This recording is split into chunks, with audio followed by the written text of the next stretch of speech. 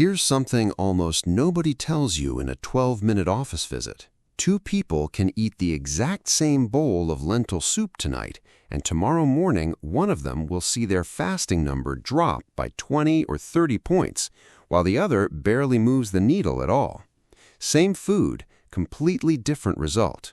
And the reason has almost nothing to do with the lentils themselves. It has to do with what came before them on the plate, what came after them on the clock, and a handful of small additions almost nobody talks about. Stick with me to the end because I'm going to walk you through exactly what makes that difference, and by the time we're done, you'll have a simple plan you can start tonight before you even go to bed. Quick favor before we get into it. If you want more videos like this one, hit subscribe, give this a like, and leave a comment with your fasting number from this morning. I genuinely read these, and they shape what I cover next for this audience. And because this matters to me, let me say it plainly up front. Everything in this video is for educational purposes only. It is not medical advice, and it is not a replacement for your own doctor, especially if you are already taking insulin or a medication for blood sugar. Think of this as a list to bring to your next appointment, not a reason to change a prescription on your own. With that said, let's get into it. My name is Dr. Robert, and to understand why some foods move your blood sugar and others don't, you first have to understand one hormone, insulin. Picture insulin as a delivery key.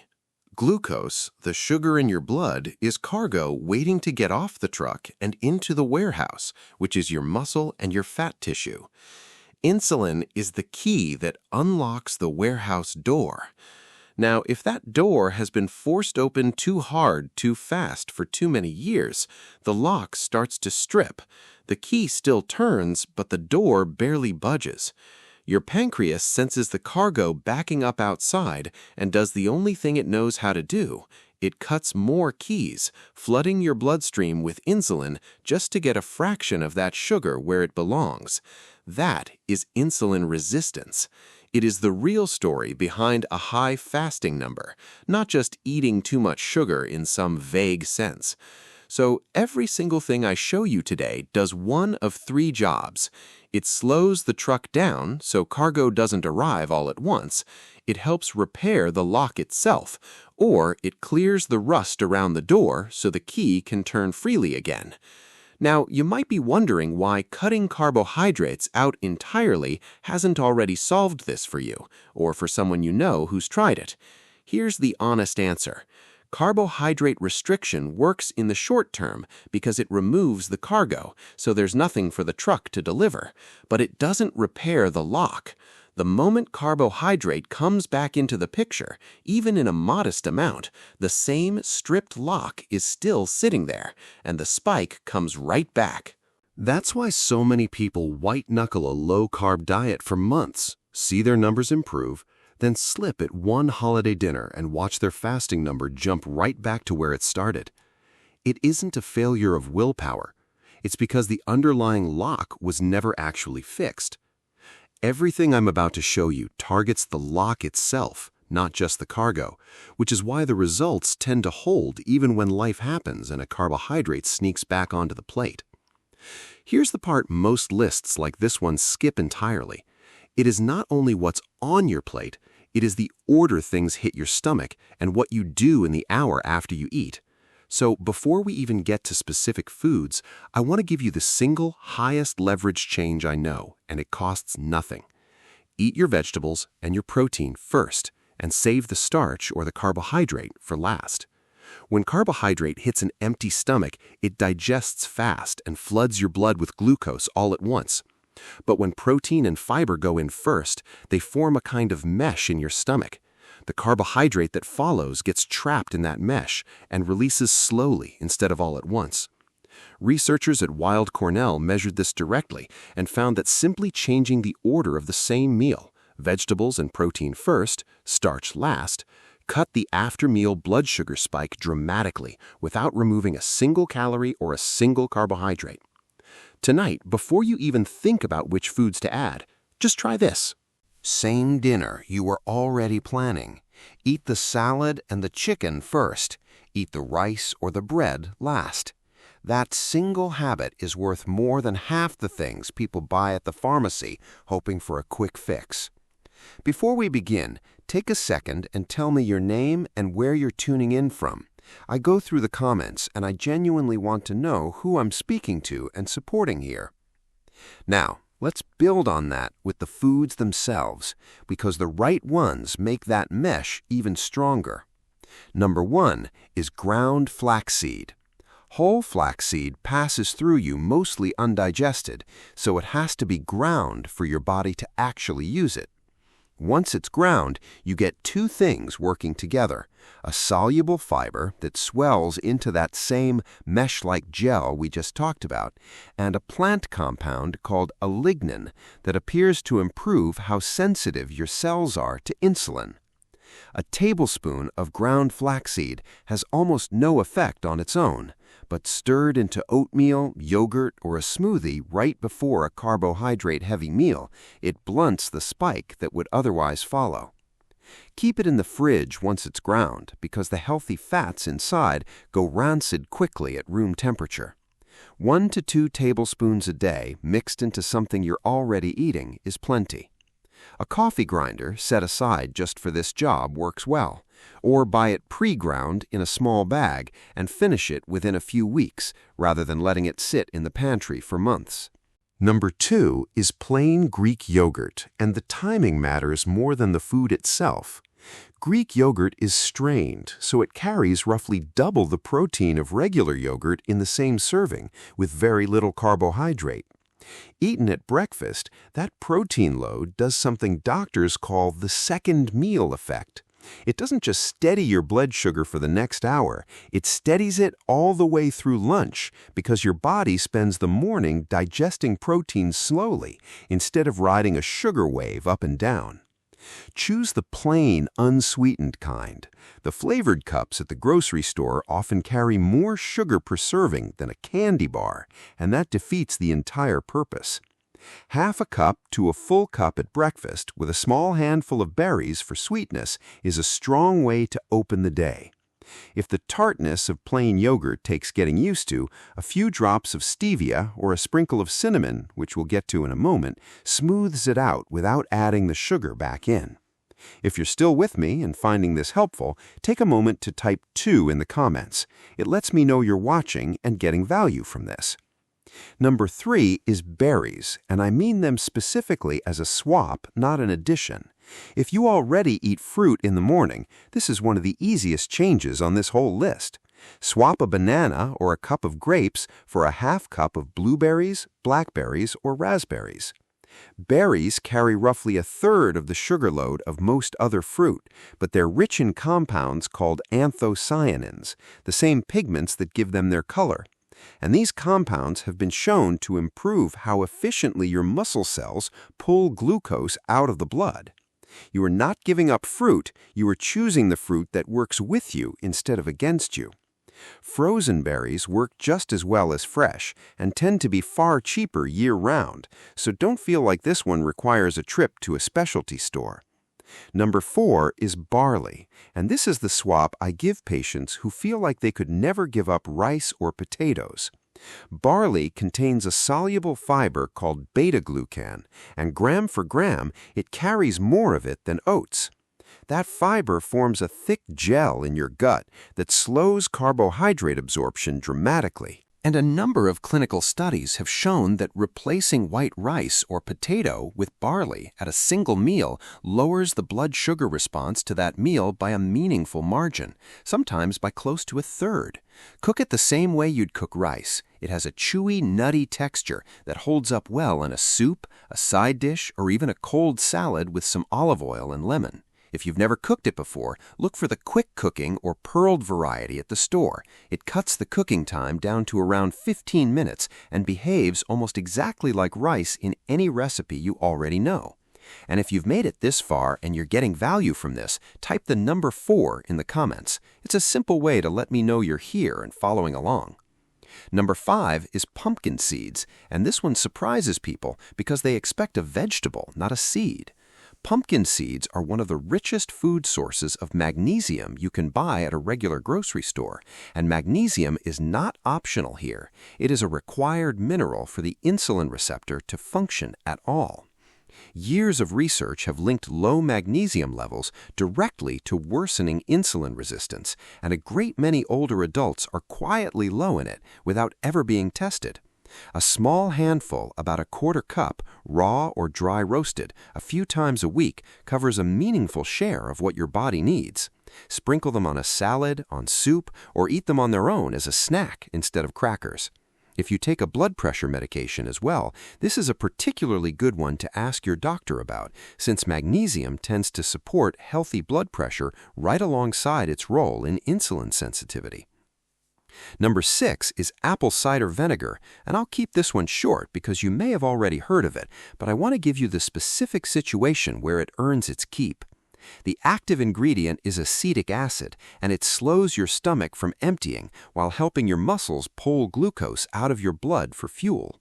Where this becomes genuinely useful is at the meal you can't fully control, the holiday dinner, the restaurant order, the slice of cake at a birthday party. 1 tablespoon always diluted in a full glass of water 15 minutes before that meal takes the edge off a spike you know is coming. Never drink it undiluted. The acid is hard on your teeth and your throat. And if you're already on a blood sugar medication, mention this to your doctor first, because the two together can drop your sugar lower and faster than either one alone. A straw can help protect your enamel if you find yourself using this one regularly. If this is the kind of information nobody ever told you before, hit subscribe right now because there's a lot more where that came from. And trust me, what comes next you need to hear. Number 7 is true Ceylon cinnamon, not the cassia cinnamon most stores stock by default. Cassia carries a compound that's hard on the liver in large daily amounts, while Ceylon, sometimes labeled true cinnamon, is gentler and safer for daily use. The polyphenols in cinnamon behave a little like insulin themselves, helping your receptors grip glucose more tightly. A quarter teaspoon stirred into coffee, oatmeal, or a smoothie paired with a carbohydrate meal is exactly when you want those receptors working hardest. Before we get to the last 3, and these last 3 are honestly the ones I think get overlooked the most, let me ask you something in the comments. Of everything so far, which one feels the most doable for you this week? The eating order, the walk, or the bedtime snack? I read these and I genuinely use them to decide what to cover next.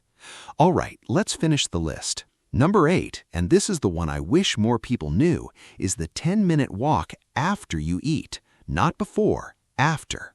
When you walk, your working muscles can pull glucose directly out of your bloodstream without needing nearly as much insulin to do it, almost like opening a side door into the warehouse that doesn't require the same key at all. Research presented through diabetes prevention programs has found that a short walk in the half hour after a meal lowers the blood sugar spike from that meal more effectively than a longer walk taken at some other point in the day. You don't need a gym, you don't need special shoes. 10 minutes around the block, or even pacing your kitchen and living room while you tidy up, done consistently after your biggest meal of the day, is one of the most powerful tools on this entire list, and it's completely free.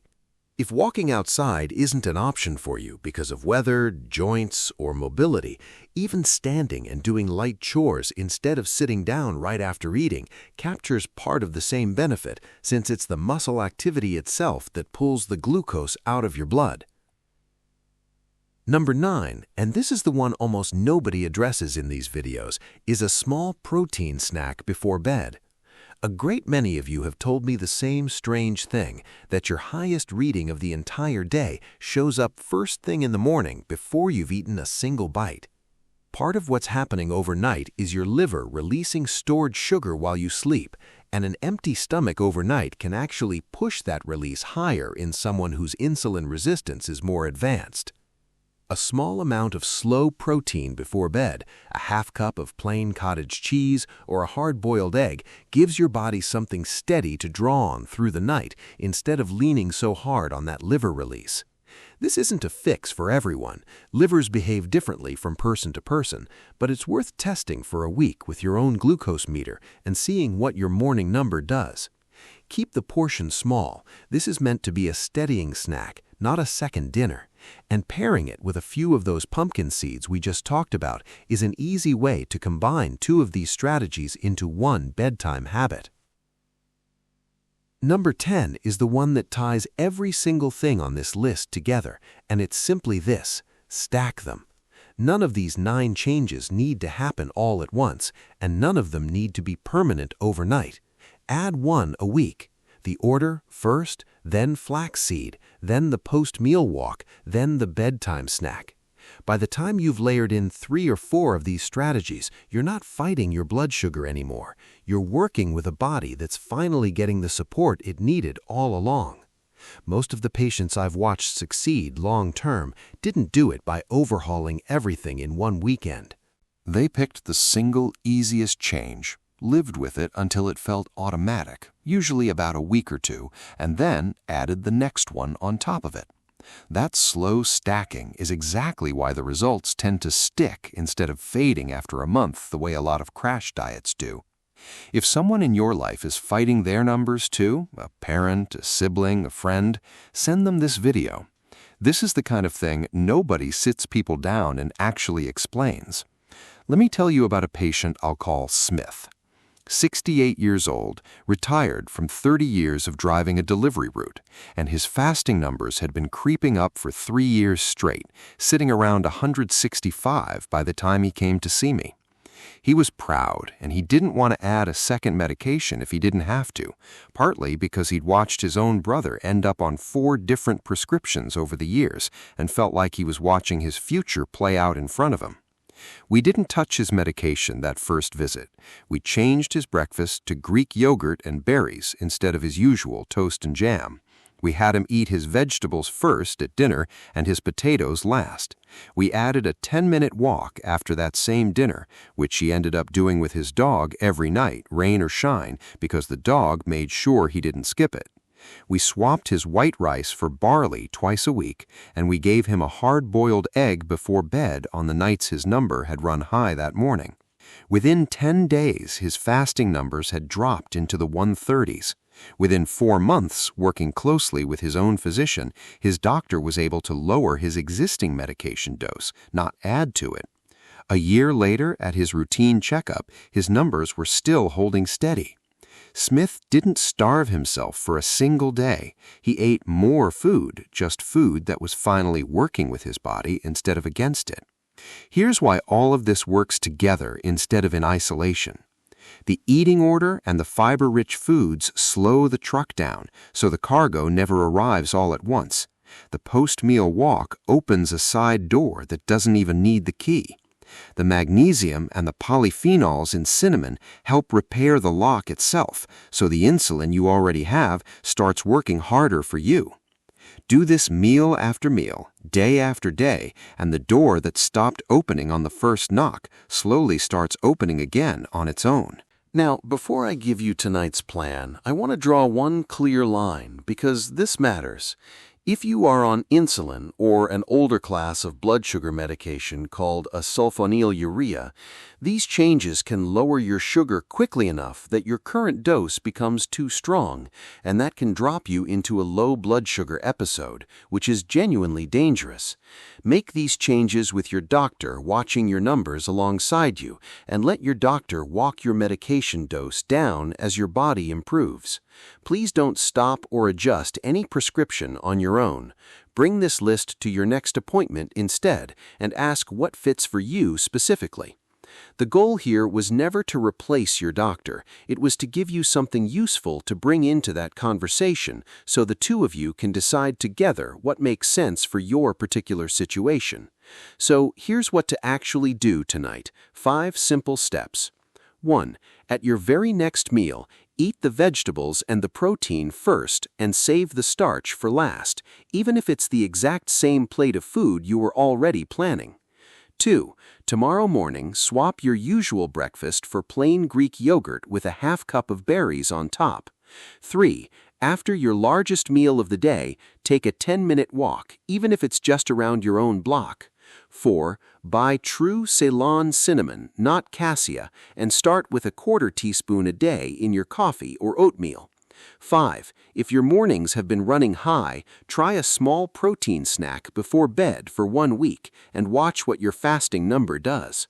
You are not removing the meals you love, you are simply adding the pieces that were missing, one small change at a time, until your body starts doing the heavy lifting on its own again.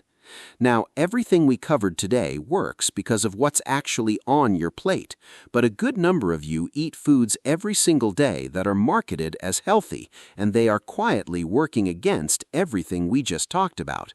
I made a video that walks through the 5 so-called health foods that are secretly spiking blood sugar the most, and most people have at least 2 of them in their kitchen right now. I'll put it right here on the screen. Go watch that one next, and I'll see you there.